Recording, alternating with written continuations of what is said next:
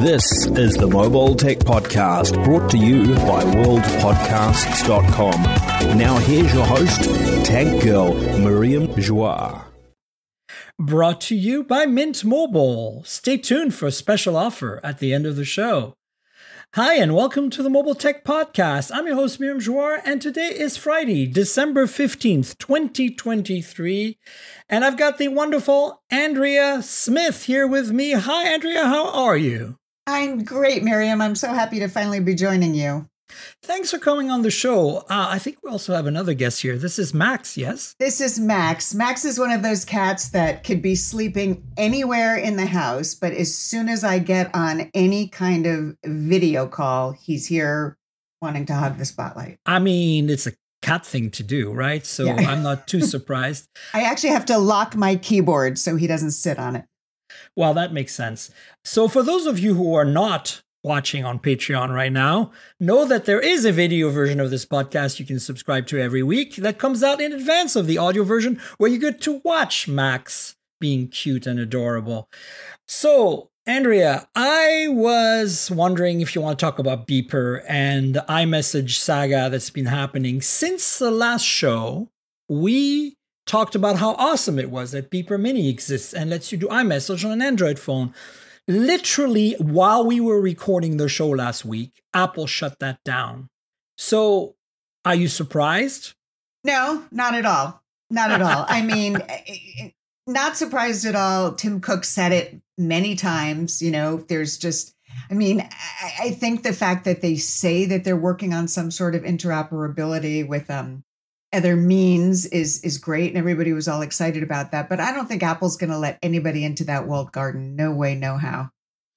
Do you think that potentially the EU's regulationary machine, I'm not a huge fan, to be honest, even though I grew up and was born in Europe. I appreciate regulation when it's needed. In this case, it might be needed. And my angle here is it's not.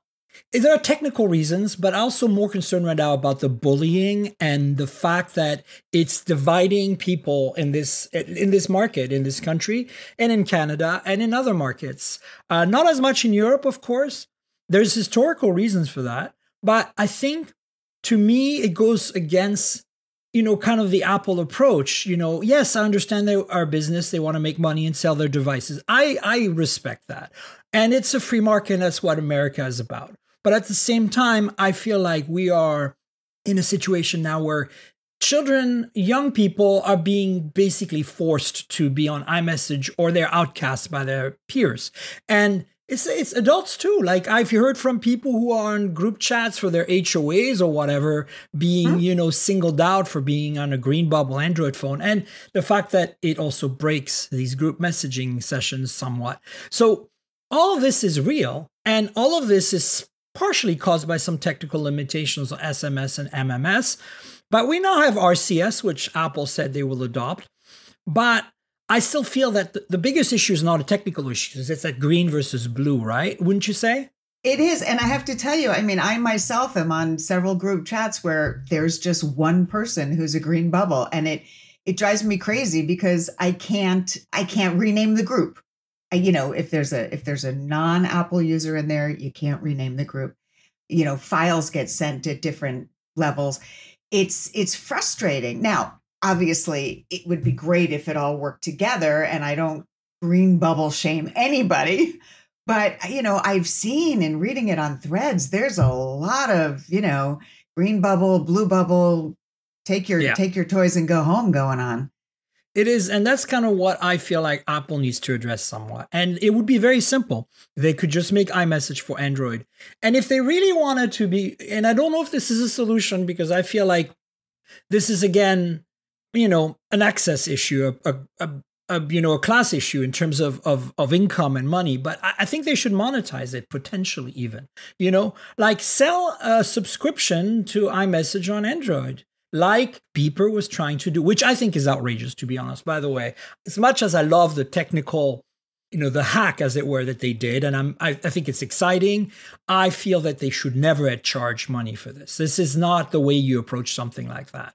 right? No, I think that, what they're doing is great. It's like a David and Goliath thing, right? So I think if they came in and they were the hero and they said, hey, we've done this, we figured out how to do this for you and gave it away, it would be so magnanimous, right? It would be like, we're solving the world's problem of blue bubble versus green bubble. But the fact that they're charging for it, there's no way Apple will stand for that. Exactly. And I don't think Apple will stand for it, period, simply because they are hacking a system. Even though they're finding holes in it, Apple's going to patch these holes. It all makes sense to me. But I think Apple should pull back and look at the bigger picture. And the bigger picture is that this is not going to go away and it's causing harm to people. And I think we need an iMessage for Android, even if it's a very, very affordable subscription.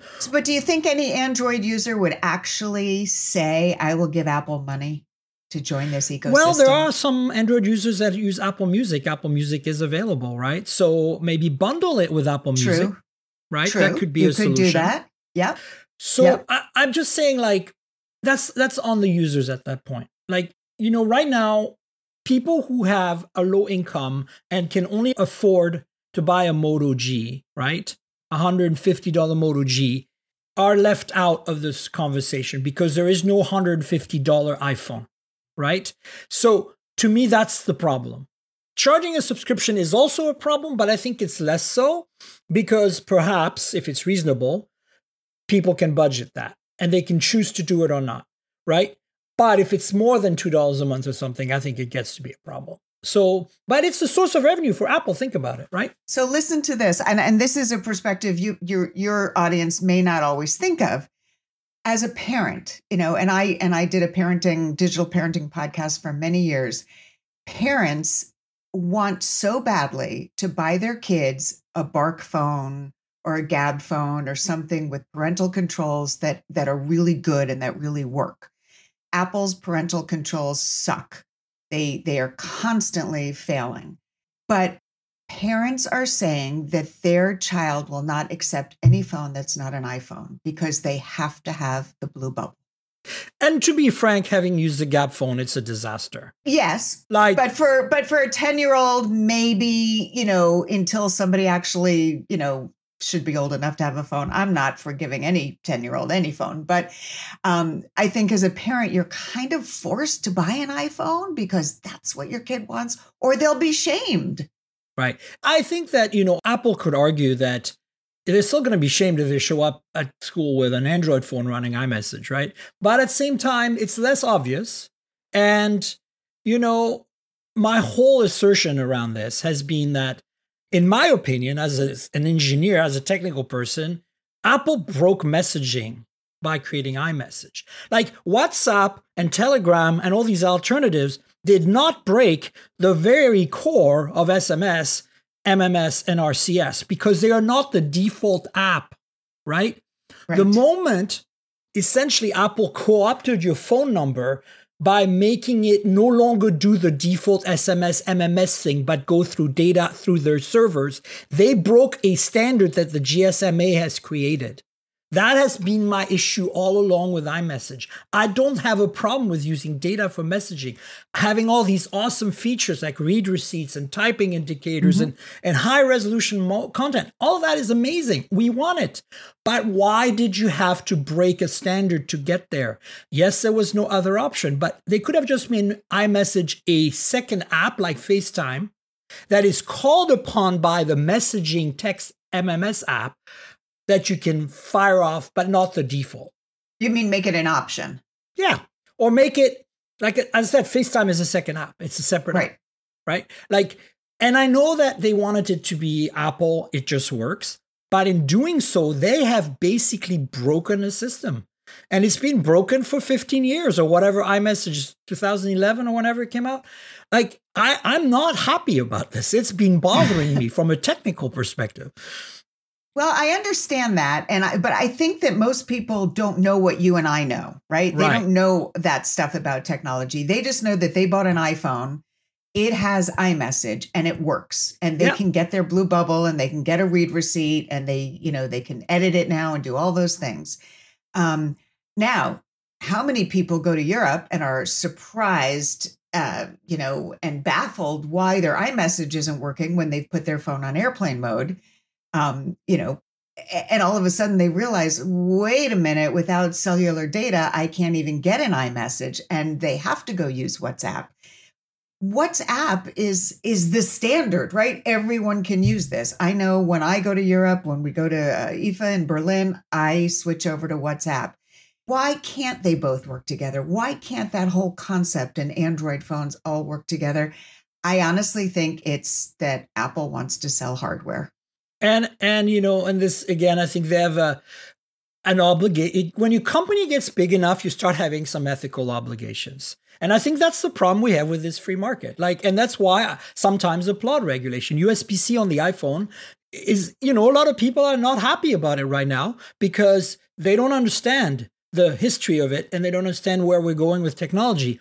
But, to them, it's just an inconvenience. And you saw the price of Lightning phones used going up in price. The used prices go up right when the iPhone 15 was announced. But the fact that Europe put their foot down and said, no, you have to do this, I think in this case is exactly what I'm talking about. Yeah. The world was built on standards. We cannot ignore this. USB-C, for better or for worse, is a standard. It has its flaws. Lightning is technically better in some ways. But the reality is, we wouldn't have the internet if we didn't have standards. We wouldn't have cars that all drove on the same side of the streets. We wouldn't all agree that traffic lights are red or green and do the same thing for red or green if we didn't have standards. You need protocols and standards. And look at how everyone is clamoring for protocols and standards in AI right now as it's just emerging. Exactly. You have to establish these. I think what they did with USB-C is fabulous. But I can't tell you how many times I had to stop and explain to someone who, just unknowingly, not that they're ignorant, but they wouldn't know anything about why it happened. And I have to explain the whole e-waste. And now it works with my laptop charger and it's faster. And, all of these reasons why USB-C is okay, and forced Apple to do it. So do you think, I don't know how prevalent iPhone is in Europe compared to the market share here, is it? But because WhatsApp is huge too, it's not less of a problem, right? I don't think too many people in Europe use iMessage. But for example, I talk to my friends in the UK a lot, tech journalists there, and they say, yeah, the iPhone dominates, just like in the US. Because any market that has subsidies, right, from the carriers right now, that's where Apple is and Samsung are strongest, right? Right. And Apple by a wide margin, really, if you think about it, it's they've won the battle. And I don't know if you saw, my whole premise last week on my show was when we started talking about Beeper with my guest Quinn, was that there is a story that Will Saddleberg of Android Police wrote recently that's basically piggybacked on the statistics that the majority of teenagers in the US want an iPhone or have an iPhone and would never consider anything but an iPhone. And so what does that mean for Android long term, right? So that's what we talked about. That's how the whole Beeper conversation started in our podcast last week. And I think that honestly, Apple is not going to lose this battle in terms of dominating the market. So they don't even have to worry about it. Even if they gave away iMessage for Android, it wouldn't be a huge amount of cost for them. It might be short term, but long term, they're winning anyway. So what's the big deal? Yeah, and they are winning. And it is that whole generation is growing up saying they want iPhones. And I think that, what would happen if Android people got to use iMessage? Do you think any Android users would say, hey, I want to check out an iPhone? Would they want to try the hardware? Or is it just that they want to be part of that iMessage system? I think it could be a gateway drug. Honestly, look, I am an Android user primarily. I just bought an iPhone 15 Pro Max after being on an iPhone 11 because Apple doesn't send me devices. So every 2 or 3 years I buy a new iPhone. But I didn't even upgrade from the 11 because I didn't feel like the need to. It was still working so well for me, which is a testament to Apple's brilliance here. But whereas, Android phones, good luck if after 2 or 3 years, I'm pretty much for sure replacing them. But here's the thing, right? The 15 Pro Max I have, it doesn't want to make me switch. iOS is still something I don't feel happy and comfortable using. It still doesn't meet my needs. But that's because that's what you're used to. I mean, I feel like in so many ways, it's what you're used to. Now, I was an iPhone person from the beginning, although I will confess to you, even as a tech journalist, I just traded in my iPhone 12 for a new iPhone 15 Pro. Well, there you go. I mean, they're so because good. It worked fine. Yes. It worked absolutely fine, and it did everything I needed it to do. They don't send me phones either, so there was no way I was giving Apple more money until I, really found a need to. However, I know, and I have Android phones here all over. I've got the OnePlus Open, and I've got the Pixel, and I really have to use my brain and think about using the Android operating system. But I think it's just because that's not my default OS. There's a lot of that for me as well with iOS. I'll admit it. But I still feel like for a while there, I thought iOS is getting so close to my needs that I will probably switch at some point. But now that I've had the 15 Pro Max for a little while, I'm like, no, it's still not quite there for me. What's missing? Mostly notifications are an absolute disaster on iOS. For me, that's it. That's the biggest obstacle right now. And then I love the variety of the Android ecosystem in terms of hardware, right? Like for me, it's the ability to change phones this is a very tech journalist perspective, right? I get these devices like you just mentioned, you have the OnePlus Open and the Pixel and everything. I've got everything. And we're going to talk about some phones that can't even be sold in the US that I have. Well, they're available through Alibaba and Amazon, I think, but they're not officially sold and supported here. But I have all these phones. So I actually get to sample the whole enchilada, as it were, every year. And honestly, it's so delightful. The OnePlus Open is a perfect example that is available in North America that represents why I like Android better besides the software, right? It's that ability that suddenly, with all the right levers and sliders adjusted, this company, Oppo, made a phone that I think is brilliant. It's just brilliant. And I was not a folding phone person before the Open. I mean, I like the flip form factor a lot, but the book style, I was like, why would you want that? Like, I have a laptop. It's great. I don't use tablets. I'm not a big fan of tablets. I think they're amazing. The iPad is incredible. It's just not for me. So why would I need? And then I used I've had every generation of Z Fold in my hand, right? And it didn't stick. And then look what different software can make. It's incredible. Like, I didn't think this was going to be a big deal. And then I've also got the Pixel Fold, and I love it too, but not as much as the Open.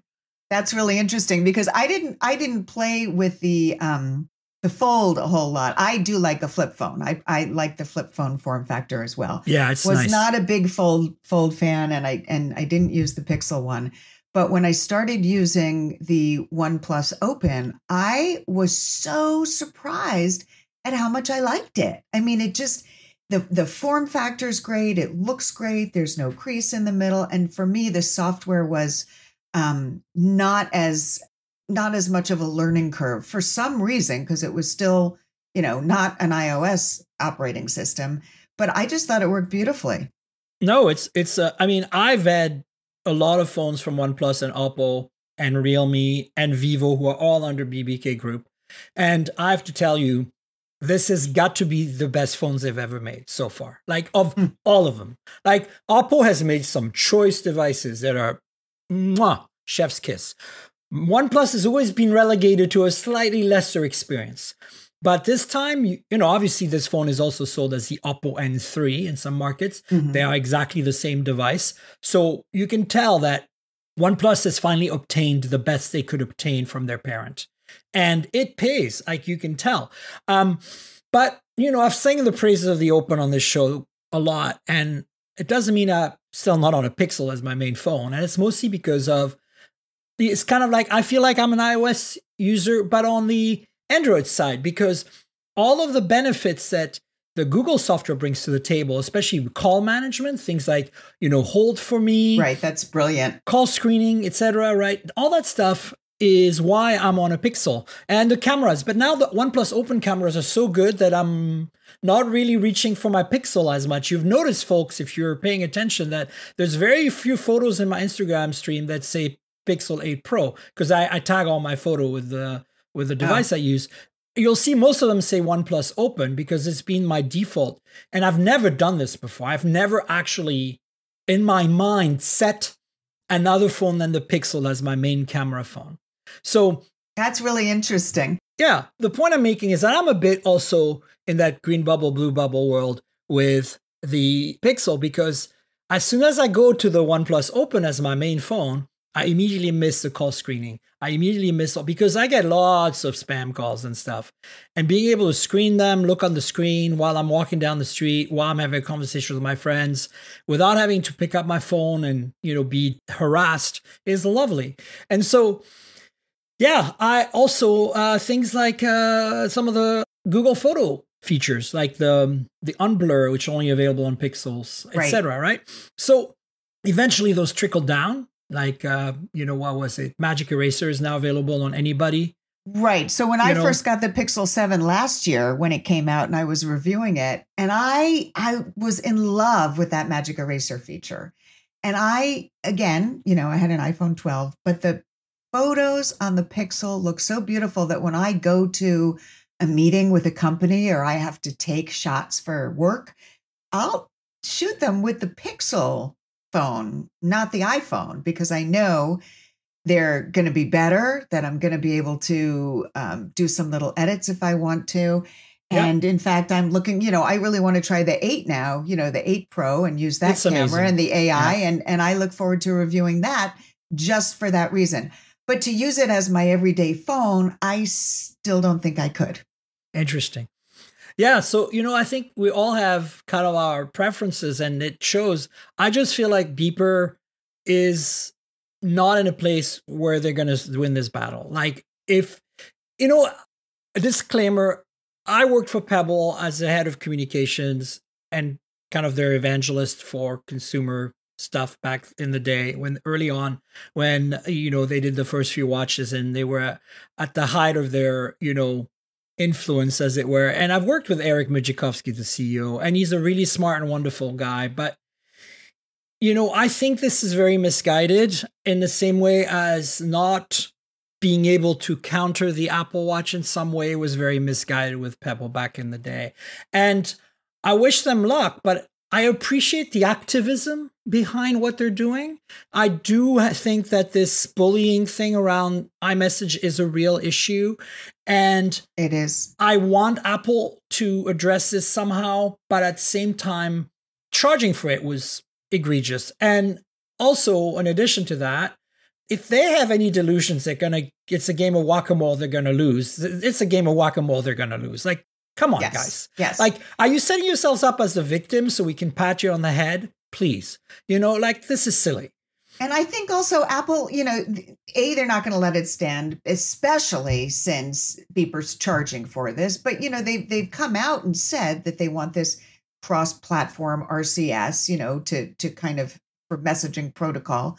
But they haven't really talked about what that's going to be, right? They haven't talked about what that's going to look like a whole lot. But, at least they're not standing there tone deaf saying, no, you can't do this, and we're not going to do anything to work on it either. Yeah, I think the RCS announcement was to appease the Europeans a little bit. I think that, look, because you were asking me about this earlier, and I want to answer it, because it's not as much of a dichotomy. iMessage is not a big deal in Europe in general overall, because everybody's on another platform, WhatsApp in particular. I don't think there's going to be regulation from the EU, but what is going to happen from the EU is, hey, you're not supporting RCS. It's the standard now. That's going to happen because the EU created the GSMA. Like the GSM is a European standard that became a world standard, guys. Okay. So the reality is that if you don't want to mess with GSMA, like that's the bottom line. And everybody knows that. And actually it's a good thing because we need standards. Otherwise, where would we be? So RCS is great, but the problem is that they haven't committed to making the RCS chats blue bubbles, and they haven't committed to making, or purple or something else even, right? Right. Oh, purple would be good. Yeah. They haven't committed to making RCS encrypted using Google's encryption, which is the only way you can get RCS encryption right now. Like I use the Google message client on all my Android phones, and my spouse does they have both an iPhone and a Samsung Flip. And because 2 countries, 2 numbers, 2 networks. And they, when we talk, RCS encrypted to RCS encrypted using the Messages app from Google, it's just like you're on iMessage. It's fantastic. Everything's working. Everything's great. Everything's secure. I understand Apple wanting security to be at the forefront of their experience for their users. But I'm sorry to tell you that if you don't support iMessage for Android, all the communications that your iPhone users are having with Android users is insecure and corrupt right now. And, it's not matching the message you're putting out there, right? That's what I want to tell Apple. That and the bullying are the reasons why, as a responsible, thoughtful corporate entity, you should be patching this by giving iMessage to Android users. That's they're saying, and I get it, they're saying that they're trying to block techniques that are going to exploit fake credentials, right? I get the whole safety thing. I understand that. And honestly, I would not want to share my Apple credentials with a third-party app that's 100%. Charging me money, right? No way. So, so many people are jumping on this beeper thing because they're so excited about it, but they're also not thinking about the security of it and giving away their credentials. So I get why Apple's pulling in the reins a little bit, but I think, yes, they're also trying to loosen the rein a little bit to appease the whole RCS protocol movement that's going on. Yeah, I think, right now they have no immediate incentive to deal with this other than, a bunch of very vocal activists in the tech sphere, right? But I think they should be keeping an eye on things because I think they have a responsibility, as I said, to be the best corporate citizens they can be. And I hope they see that. And look, I really don't think iMessage for Android, especially if you charge $1 or $2 a month for it, is going to make people not buy iPhones. If anything, it's going to make people switch to the iPhone even more. That's the reality. Look, why do you have Apple Music for Android if you don't believe that, Apple? Right. And they absolutely should have it for Android. So, yeah. To me, living in a full Apple ecosystem, which I don't do, although I have all the devices. I'm a Mac user primarily. I love my Macs. I have been for years. But, I don't subscribe to all of the services, right, and pay for them or anything like that. So I basically very much use my Mac as a PC, right, as a personal computer, not a Windows. I also use my Android phone as an Android phone. And so they talk to each other with protocols that are standards, but I don't really benefit from things like continuity or whatever. And I don't care personally. Right. It's fine. I do understand, though, that the people who do it, who have the entire vertical Apple ecosystem in their pockets, in their bags, and on their desks, that's the killer app. That's what sells Apple, in my opinion. It's not just iMessage, right? Come on. So I don't think Apple giving away 1/10 of this entire amazing experience by making iMessage available for Android is going to lose much at all. If anything, I think in the same way as they gained so many Mac users during COVID, and before that, when they switched to Intel, remember back in 2005? It was a huge thing. All of a sudden, we were our little happy PowerPC Mac users out there holding the fort. The iPod was a thing. We're finally, Apple is successful. And then, boom, they did the Switch campaign. Remember that? Yeah. Ad campaign. Yep. And oh my God, the influx of people on the platform. It was glorious. So look, maybe that's the solution. I don't know. I don't know. I mean, I'm not the whole Apple ecosystem because I use the iPhone and I do have an iPad, but I never use Apple Music. I won't pay for Apple Music. And I don't have a Mac. I use a PC. So, none of my devices talk to each other. But, I'm just one of those people that's not all in on the Apple ecosystem. Same with me. And that's okay. There are some people who are yeah, absolutely, I'll do the whole thing. And I'm you do you, but I'm not ready for that yet. Let's switch gears and talk about some of the news, because last week, Quinn and I had such a strong debate about the Cybertruck. I mean, we agree, actually. So, but it was such a strong topic that took up the entire show that we actually didn't get a chance to talk much about the the topics. So there's a few things that are kind of I want to rapid fire through some links for the audience so that you guys know what's going on. The first thing is, last week we talked about OnePlus 12 really briefly because they had finally launched in China. It's coming to North America at some point. I'll get a review in it. Stay tuned. You can read and watch content from, people who went and bought it in China, like Benson or whatever, and check it out. My point is, I'm excited about this one. The camera system should be the same as the Open, but basically as a bar phone with an incredibly bright 4500 nit screen. Should be really interesting. And of course, Snapdragon 8 Gen 3, right? And did they put wireless charging back into that? Yeah, 50 watt wireless and 100 watt wired. So this is the whole enchilada. Because that was so weird taking it away. But yeah, this phone is looking to be, if it's priced right, the OnePlus return beyond the Open. That was already a very great product. And I think the 11, despite its lack of wireless charging, was a solid device last year too. Yes. But what's interesting is that Oppo Group, BBK Group, Oppo, so technically there's Oppo and OnePlus is under Oppo, and then there's Realme, and then there's Vivo, and Vivo has IQ under it. So that's the hierarchy for that group. But if you look at a Realme phone next to an Oppo and OnePlus, they are so similar in terms of software and hardware because they all use the same parts bin that I don't understand why Realme is not underneath Oppo. Like, why is still a separate thing? I wouldn't be surprised in the next few years Realme gets absorbed under Oppo like OnePlus. Realme is kind of like they're the OnePlus, what OnePlus used to be. They're the value leader in that BBK ecosystem. And they've been going up market. Remember that experience with OnePlus? They've been going up market themselves. And, oh, lo and behold, they just launched a new phone 2 days after the OnePlus 12. And guess what? Lo and behold, it is almost identical to the OnePlus 12. How interesting. So that's China only right now. A device arrived on my doorsteps yesterday, folks. So expect an unboxing video and some content soon.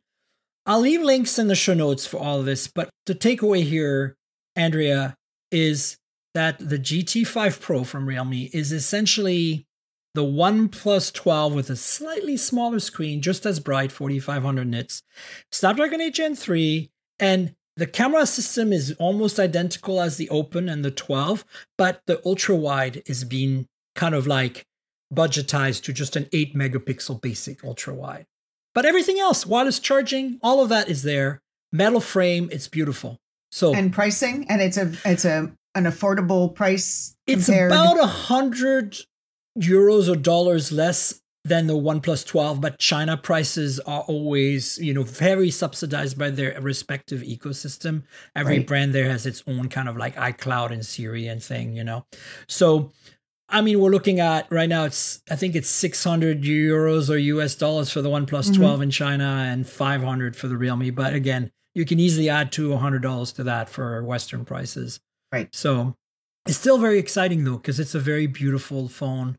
And I'm happy to see Realme going up market, basically, It's funny. I used to, when I covered, the OnePlus phones as they came out, that's exactly what I used to call them. Is like kind of getting everything you like about a Samsung Android phone, all those flagship features, but at a more affordable price. That's just always how I described it. Yeah.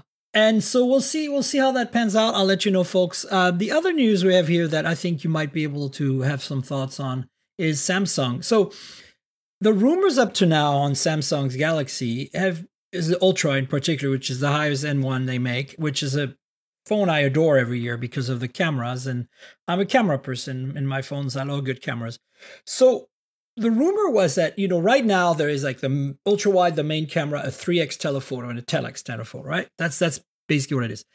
The rumor for a while was that they were going to replace the 10x with a 5x. So it's going to be 1, 3, 5, but the 5 is going to be a big 15 megapixel sensor. So it could zoom up to more by, pixel cropping and all that stuff.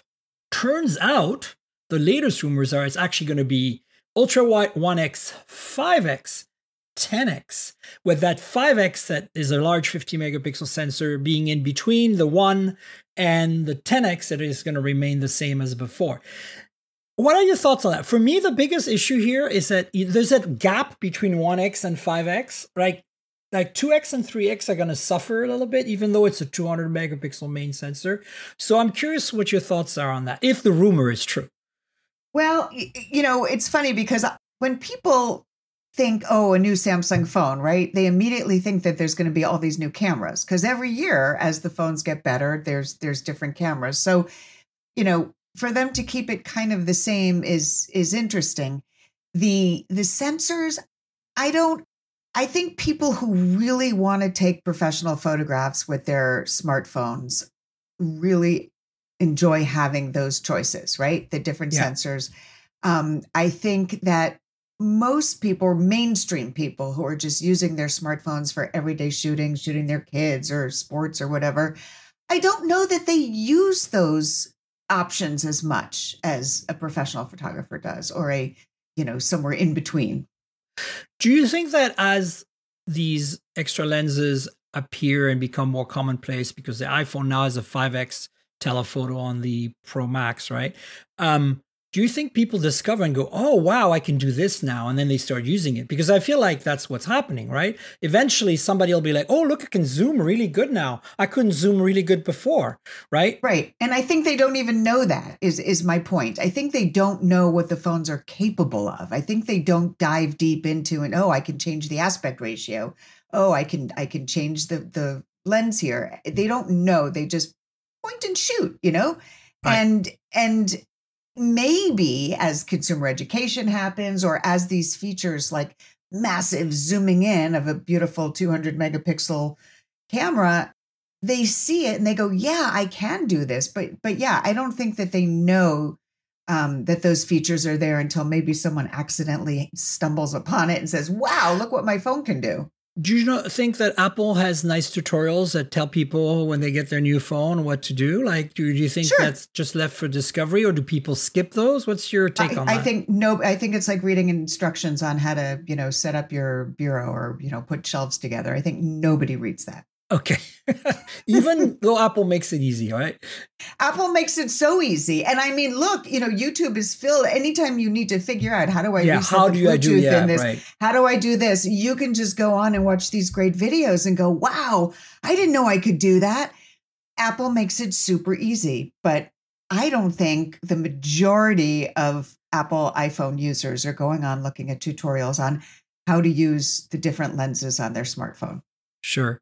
What I'm excited about here is to see that for a long time, AI was a crutch, and I'm not saying that in a negative way. There's using a crutch in a positive way and using the crutch in a negative way. This is really a positive thing. AI was a crutch for phone photography. Google showed us the way, right? With the Pixel. Sensors that were kind of basic, simple, not that sophisticated, with great software and AI that made things better. But even Google now has high quality sensors, lenses, periscope, telephotos, fancy OIS and autofocus mechanisms, and incredible hardware. And I feel like the two need to live hand in hand, because AI only took us so far, and now we've reached the limits what the hardware can do. That's why I'm excited about, kind of diving into these details of the Samsung. And I'm going to kind of rapid fire through a bunch of other photography related items. If you guys want to explore the audience on your own time, the links are going to be in the show notes here. In addition to this, rumor about the Samsung, we've got rumors about Oppo's flagship, like the model above the OnePlus 12, the Find X series. And, so you got the Realme GT5 Pro that just came out, then you get the OnePlus 12, and then a little up from there, we're going to get the Find X7 Pro. And that's supposed to have a dual periscope lens now. So that means basically two telephoto lenses that are kind of insane. And to me, that's like, okay, they're going crazy on the hardware. One would be a 3X and the other one would be a 6X. So, it's like not quite clear how this would work, but it's interesting that they're doing it because, again, they're like, let's try something new. And then you throw the AI sweet pie on top of that. Like it's like the icing on the cake. So it'd be really interesting to see what happens. The other one that I want you folks to check out is that the Honor Magic series, which is the flagship from Honor, which is getting pretty popular in Europe right now, supposedly is going to have a 160 megapixel telephoto, meaning they're going to do some zooming at 3x with optics, but then the rest of it's all going to be using essentially sensor crop, which is an interesting approach. And in addition, the variable aperture, this is something we've seen on Huawei phones and we're starting to see on Xiaomi phones at the high end, like a real camera. Andrea, where you can change the aperture, so you can change the f-stop. Again, this is not something the average person will care about. But if you want to leave your DSLR behind, this is going to be a big deal, right? Well, yeah. And that was something I think when I saw the Pixel 7 camera hardware at first, or software at first, they were showing that, or showing something similar to that, and using AI and creating those far, far away shots. It is going to be exciting what we can do with photos. I think what's nice with this is that they're not having to emulate it in AI. So the AI has to do a bit less work, and I think it's going to look a little more natural. We'll see how it goes. Another thing I'll put in the show note, folks, is Ben's review of the Vivo X100 series, specifically the X100 Pro, because he talks a lot about the telephoto quality on that. And he actually does show how the bokeh effect being natural instead of artificial actually makes the photos look basically more real, right? And you saw that video, right? It's kind of amazing what that camera can do. And this is something we can't get in North America. How do you feel about that? Well, it's so crazy. And, this is the phone that I saw at MediaTek. Correct? Yeah, that's right. It's the MediaTek Dimensity 9300. The 9300 chip. So somebody took a picture of myself and Eliane, and they were far, far away, and then came over and showed it to us. And it was about as clear and crisp and close up a shot that, I mean, they should have been standing right next to me.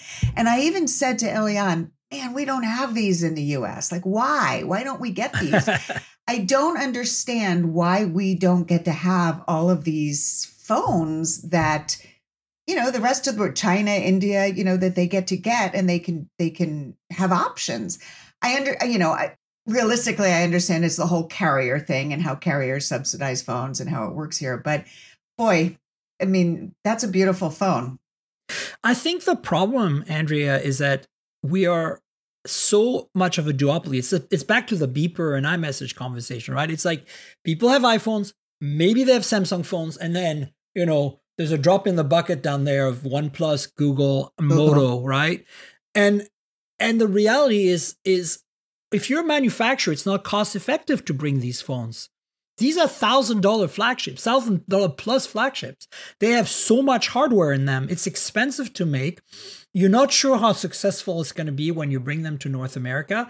You're not having that great success with them in Europe. It's good, but not great. The only place where you really are successful with these phones is China. Why would you not, keep them there? And that's the problem. And it's because, again, iOS is winning, right? And if Android was the dominant OS, I think we'd have a better chance to see these.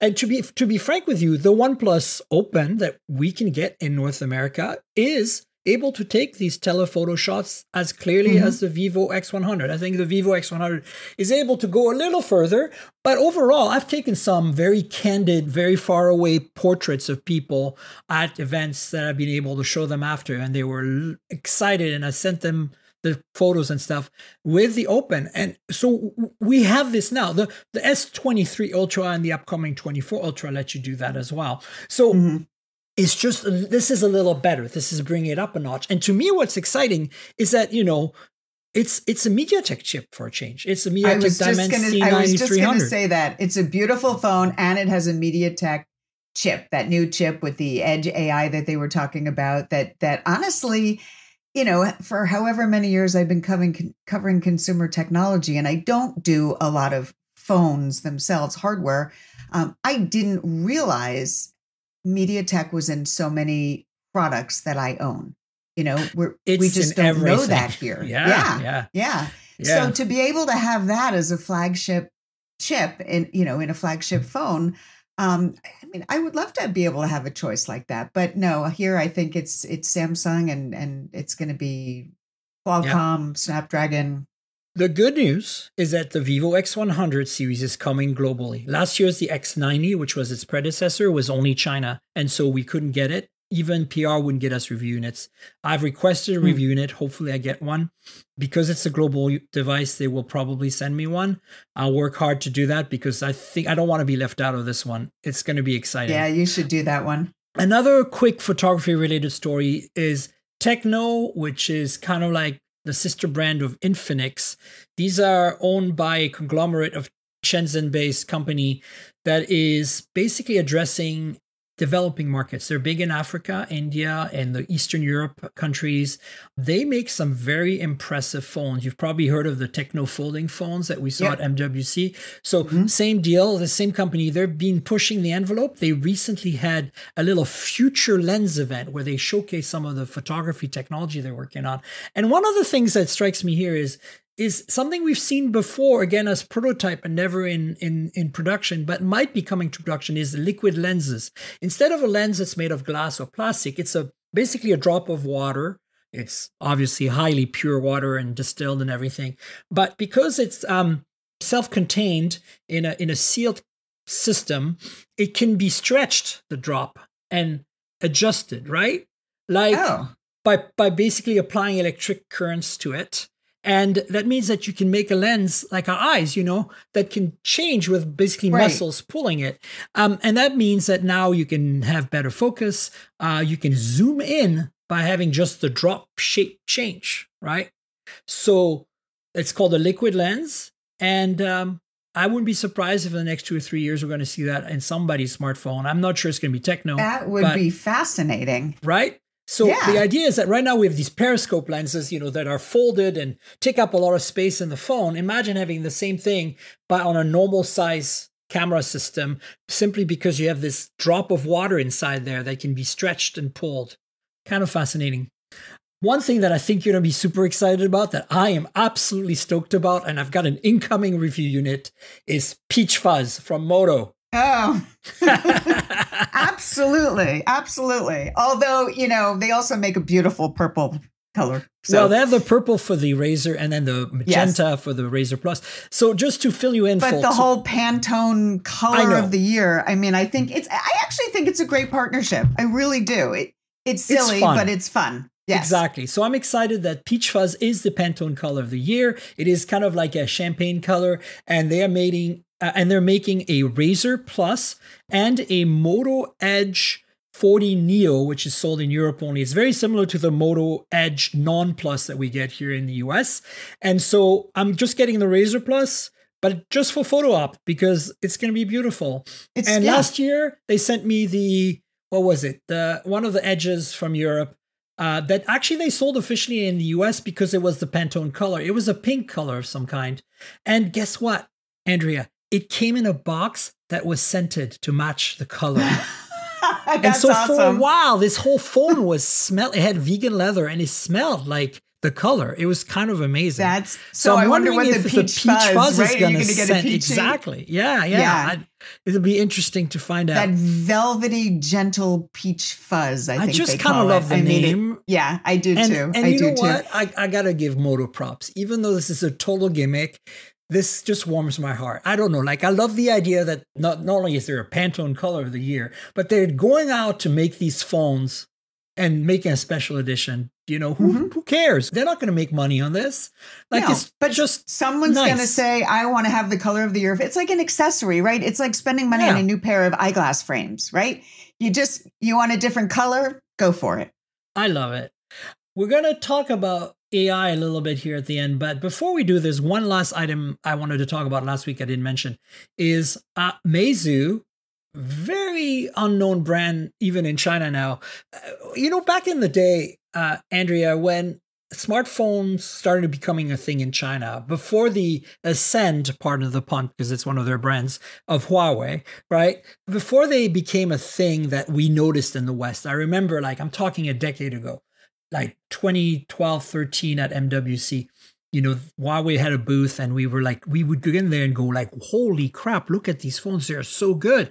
But we don't know anything about them. Meizu was the big competitor with Huawei back then. And Xiaomi was the third. There were these three brands, right? Mm-hmm. And so Meizu, unfortunately, did not grow as fast as Xiaomi and Huawei did. They did not manage to get the kind of growth and success. Eventually, they got bought by Geely, which is a big car manufacturer that's an EV car manufacturer in China. And I wrote an article a couple of weeks ago because I write about cars and EVs on Tech Radar. I'll link it in the show notes. And it's an article about how smartphone manufacturers are making cars in China, like Huawei and Xiaomi. and how car manufacturers are making phones. Polestar, which is owned by Geely, whatever you want to call it, which is essentially an offshoot of Volvo, because they also own Volvo now. They are making a phone, since they acquired Meizu, it's a rebranded Meizu 21. So Meizu came out with the 21, their current flagship, even though they're now not a separate company, but they're owned by this car company.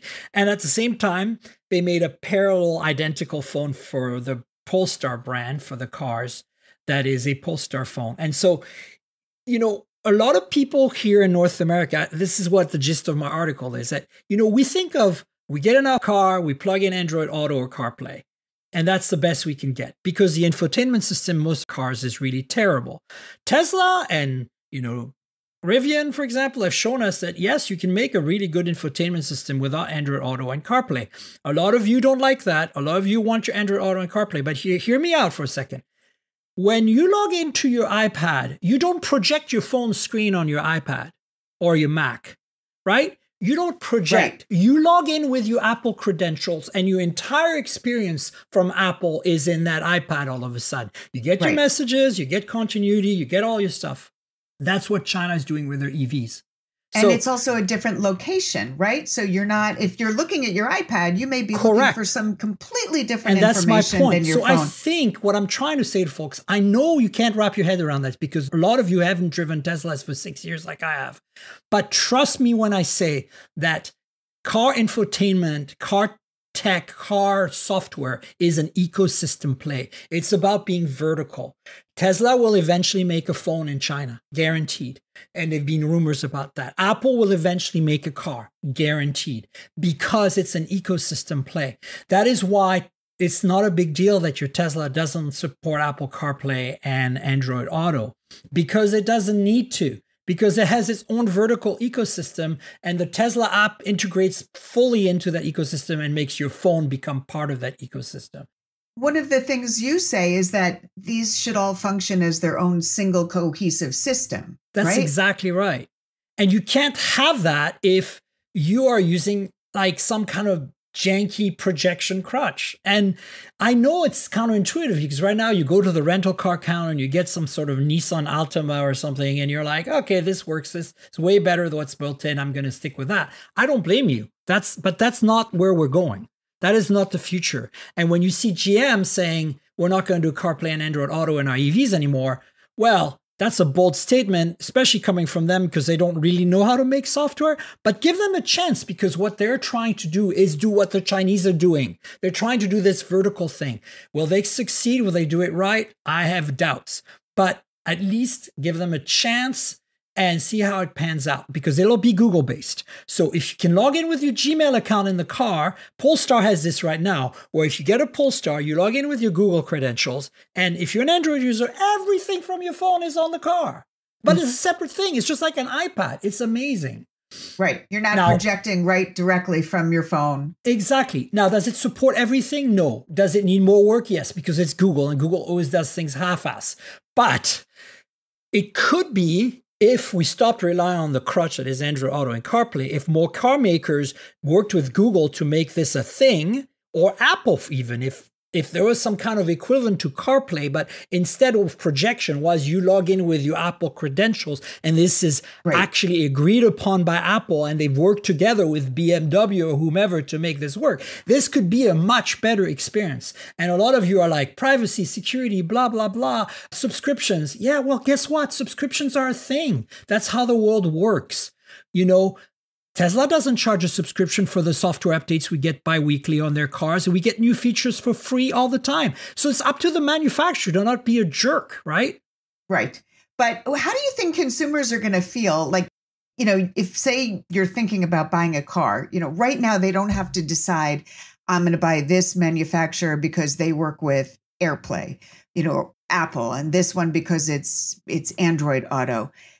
They want what they have to work together. So you're talking about people making these cars with their own ecosystem and then having a phone where everything is all together integrated. Is that going to change people's minds about what kinds of devices they buy or what kinds of cars they buy? I think once you try Tesla. They're the poster child for this. If you try a Tesla, not just for one road trip, but actually live with one for a while, do a bunch of road trips that use the supercharger network, and you see that vertical integration and how well it plays with your phone and how seamless it is and how awesome it is and how you just end up on the car screen all the time. You never touch your phone. You'll see that this is the way to go. Because you know what? When you want to do route planning, Android Auto and CarPlay don't know the state of your battery. They don't know that the supercharger you're heading towards is full. All of that's not available to that ecosystem because it's a projection. But if it's seamlessly integrated into the Tesla ecosystem, if your phone knows everything, I can go to my phone right now and tell you how I can get to New York City from here and tell you how many stops it's going to take, where I'm going to charge, how long I'm going to wait, everything. And send it to the car, and it'll do it. And you don't have to open 5 different apps to tell you, is that one full? Which is what you have to do on all the other EVs. Right. Yeah, exactly. So that's why I think people just need to just think about a little outside the box here. Otherwise, we're going to be in another iMessage versus beeper kind of situation where everybody's just going to be entrenched in their auto and CarPlay experiences, and it's never going to advance things. It's not compatible with where we're going with the future of transportation. So hear me out. GM's probably going to fail because they're not very good at this, but just give it a chance. The Chinese are showing us the way here, right? So it's really fascinating to me. Also, what we discussed was Quinn last week. I have an article coming on Tech Radar this week that talks about the Cybertruck and how, even though whether you like it or not, whatever your position is on Tesla or whatever else, read the article because the tech that they have implemented in this car for both the manufacturing of it and the actual operation of the car is absolutely a breakthrough. It is changing the game. It's changing the industry again, as much as the original Model S changed the game. And this is why Tesla leads. I hate to say it, I don't like Elon and I'm stuck because I'm a Tesla. I feel like I'm same thing as with my Pixel and the caller features and Apple users with their iMessage lock-in. I feel locked into Tesla because it's so good. The experience is so good. I don't want to leave delivers. It. Yeah. Despite the fact that I don't want to give him more money, Speaking of Google, let's talk briefly about Gemini. They announced this 10 days ago or so. What's your take on that? I don't really understand. Is this just a new MML that they've released and added on to Bard then, or what? I believe so. And I believe, it's going to be, go up against ChatGPT-4, I guess. But I mean, what struck me when I saw the whole thing last week was all the kerfuffle over the demo, right? Where the demo was apparently not exactly the experience that a regular user would have if they were using this. So it was like, what? Google didn't tell the truth? Really? But yeah, I mean, I'm not a big Bard fan right now anyway. It's not that good. No.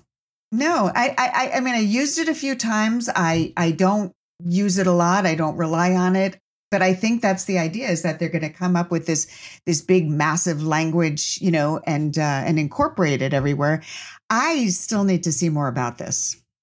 Yeah, I wanted to let you know, folks, that it exists and you should watch out. If you're like me and you've been using ChatGPT, to get summaries and headlines, I write a lot of my headlines with that, and you like it and it works for you, and you've tried Bard and it didn't quite deliver the same kind of awesomeness. Although, to be frank, I think that awesome is a little strong even for ChatGPT. But look, it's still better than Bard, in my opinion. So hopefully Gemini will make things better, right? Yeah, I think it definitely will make it better. And I think this is also one of those iOS Android things, right? What are you used to? If you've been using ChatGPT-4 and you understand how to ask it questions and you understand how to get the right response, maybe Bard is a little cumbersome for you, but hopefully this Gemini, hopefully will make it a different user experience. Choice is a good thing. Yes. So check it out, folks. It's rolling out. I just got an email from Google saying, try it, because I guess I've been using Bard. So they're like, oh, you've been using it, so maybe we'll give it to you first or something. I don't know. The bottom line is AI. We could have a whole podcast about it. I have a lot of thoughts. I'm sure you do too. Maybe we should do that sometime. Andrea, will you tell the world where they can find you on the internet, where you write, where you are on social media, all the things you do? Okay. Andrea Smith is my name, pronounced Andrea, but I do love when Miriam pronounces it with a beautiful European accent. Last month, I officially gave up that other platform, the X platform. I was at Andrea Smith, but I don't really use it anymore. But I'm on Instagram and as Andrea Smith Tech, and I'm on Threads as Andrea Smith Tech, and I'm on Blue Sky, I think. Blue Sky as well. And AndreaSmithTech.com is my website, which badly needs to be updated. But I don't get time to because I've been busy writing a whole lot of hardware consumer reviews, which you can usually find on CNN and Techlicious.com. Awesome. Folks, do read Andrea's work. She is incredibly awesome. She has such a good idea of what the mainstream wants. Like, you know how I'm just all the nerds all the time. I love reading authors who address more the mainstream. And Andrea, you're my go-to for that. And you're my techie go-to. Thank you. Folks, you know where to find me on the internet. I'm at Tank Girl. That's TNKGRL on all the platforms. It's like Tank Girl, the comic book. Just drop all the vowels. I'm still on X for better for worse, just lurking there, mostly posting links to my work. And then on Threads, I'm more active. So find me there if you really want to converse with me. I'm on Instagram. I'm on Blue Sky. So check it out. See me on social media and chat with me if you can. Also, the podcast lives at mobiletechpodcast.com. We're on Google Podcasts, Apple Podcasts, Spotify, all the platforms. Please subscribe, tell your friends about it. And if you can, rate or review the show in whatever app you use for your podcasting. Also, I want to tell you about the YouTube channel. There's a YouTube channel, youtube.com/mobiletechpodcast. It's got a bunch of unboxing and hands-on videos. Like about once a month, I put something up there. It's not super busy, but support me by doing the YouTube things like subscribe, telling your friends, clicking the notification bell, and commenting, all that good stuff. So please check out the YouTube channel. And of course, if you want to help me financially, there's a Patreon. So I mentioned this early in the show, but Patreon has a bunch of perks, but the biggest one, the one that seems to be the most popular, is the video version of the podcast. It comes out a day or so ahead, and you get to see me and my guests on video. And sometimes I leave in bloopers and I leave in other extras. Sometimes you go overtime and I leave that in. So check it out. It's a nice little perk. It's not very expensive, and it does support me and help me continue doing this podcast on a regular basis. Patreon.com/TNKGRL. That's patreon.com/TankGirl. And if you don't like Patreon, but you want to help, there's a PayPal link in the show notes. Click through and give me a $5 donation for my coffee habit. And I'd love that. Yeah, that's it. I want to thank our sponsor, Mint Mobile, as well. You know I review a lot of phones, so I'm constantly juggling multiple devices. While that's fun, it also means I'm spending a lot of money for wireless service on multiple SIMs. Thankfully, there's Mint Mobile, and that's who I'm teaming up with for today's podcast. If you want to save money on your wireless service, switch to Mint Mobile. You've probably seen the Mint Mobile ads featuring Ryan Reynolds, but let me quickly tell you how fantastic their service is, especially for tech-savvy early adopters like us. Mint Mobile offers premium wireless for as low as $15 a month, and you don't have to sacrifice any coverage, speed, or data. They're built on the nation's largest 5G network. They keep costs low because they sell direct to you online. They cut out the retail stores and salespeople. Why should you pay more than you have to for access to the same network? In my experience testing phones, Mint Mobile delivers the same data speeds and call quality as the big three for a fraction of the cost. Switching to Mint is super easy. Thanks to their eSIMs, you can sign up and activate immediately right on your phone from the comfort of your home. No more standing around waiting in line at a big wireless store. You can keep your current devices and phone number and easily switch services. And if your phone isn't eSIM compatible, Mint will ship you a new SIM card free of charge. The whole process only takes 15 minutes, and if you get stuck, Mint has a great customer service team to get you through it. All Mint Mobile plans include unlimited nationwide talk and text, plus lightning-fast 5G and free mobile hotspot. Mint will show you how much data you use each month and recommend plans that save you money. Mint also offers a modern family plan that lets you set up a super affordable family plan with as little as 2 lines. Use my link, mintmobile.com/mobiletech to get premium wireless starting at $15 a month. Stop paying more than you need on your wireless bill and start saving big with Mint Mobile. And I want to thank Andrea for being my guest this week. Thanks, Andrea. Thank you so much. We'll definitely have you on the show at some point in the future, maybe to talk about AI. And folks, we will have another show next week, so stay tuned for that. Until then, cheers, everybody. This has been the Mobile Tech Podcast with Tank Girl, proudly presented by worldpodcasts.com. You can visit us online at mobiletechpodcast.com.